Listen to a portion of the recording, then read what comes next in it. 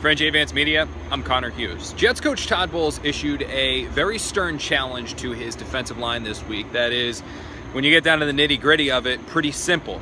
Get better. He wasn't happy with the way the unit of Muhammad Wilkerson, Steve McLennan, Coney Ely, and Leonard Williams played in the season opening loss to the Bills, and he realizes that if the Jets want to have any success on defense, they are going to have to be better against the Oakland Raiders here in Week 2, and it's really hard to formulate any kind of counter argument against that. Look, when you look at the Jets defensive line as a whole, when you look at the Jets defense as a whole, there are a ton of glaring holes. You know, obviously rookies Jamal Adams and Marcus May are very talented players, but they are rookies. They're going to make mistakes. The Jets can't rely on them in a week-in, week-out basis to be the strength of this team.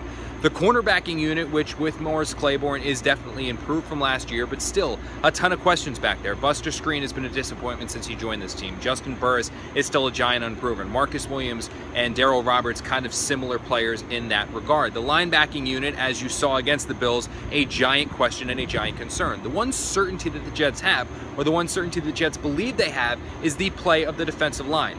Muhammad Wilkerson, a Pro Bowler in 2015. Leonard Williams, a Pro Bowler last year. These are guys that the Jets want to hang their hat on, that when all else is failing, they can say, these are the guys that we are going to lean on to have success. They weren't able to do that against the Bills. Granted, yes, they were playing one of the shiftiest and most elusive backs in the NFL in LaShawn McCoy, but still, they need to be better. Were they bad against the Bills? No, maybe not. They weren't terrible, they weren't awful, but they weren't game changers. They weren't difference makers. They didn't look like one of the best fronts in the NFL.